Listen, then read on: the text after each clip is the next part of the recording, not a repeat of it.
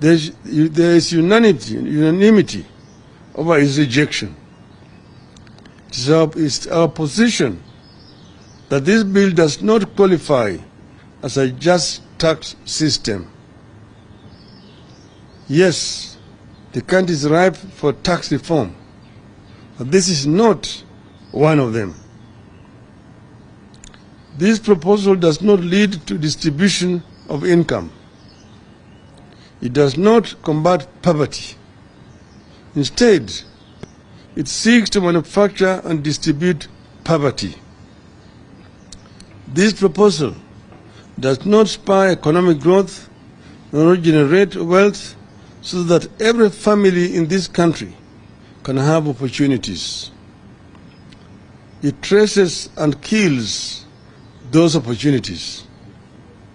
As the bill attracts the poor, it dismantles the middle class too. The Finance Bill 2023 unfairly punishes a diminishing middle class that is already suffering severe blows and can least afford to pay more taxes. The most tangible result of this bill will be the incorporation of more Kenyans into the ranks of the poor. Consequently, we state as follows. 1. We continue to demand a major surgery of the finance bill in the interest of the suffering people of Kenya. 2. Instead of merely levying more taxes on Kenyans, Kenya Kwanza must address the economy's many structural shortcomings.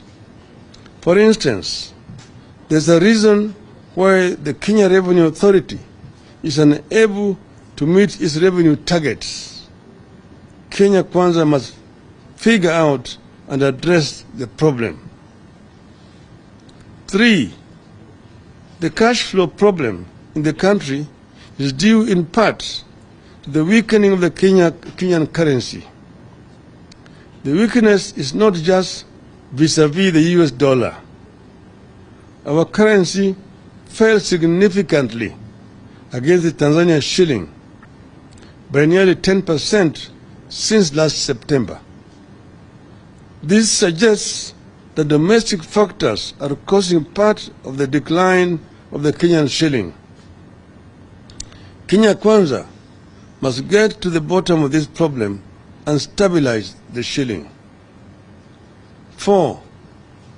Kenya Kwanza must strengthen and not undermine critical institutions such as those tasked with fighting corruption, collecting revenue, and investigating and prosecuting crimes as it is presently doing.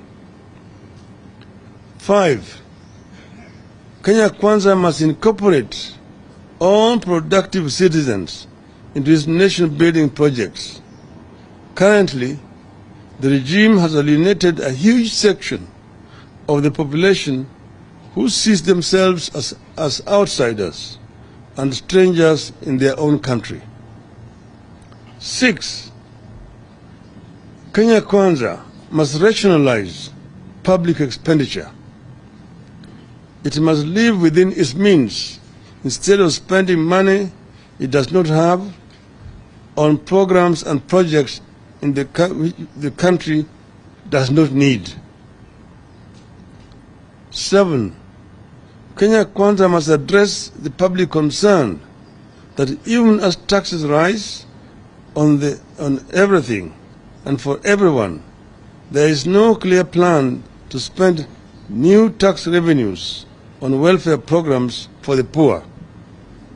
Instead, those taxes will only stoke inflation and hurt the purchasing power of the poor families.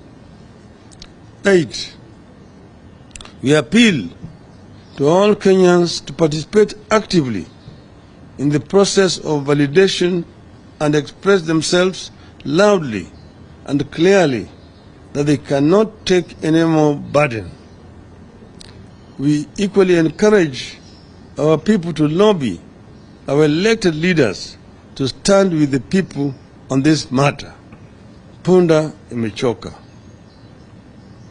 9.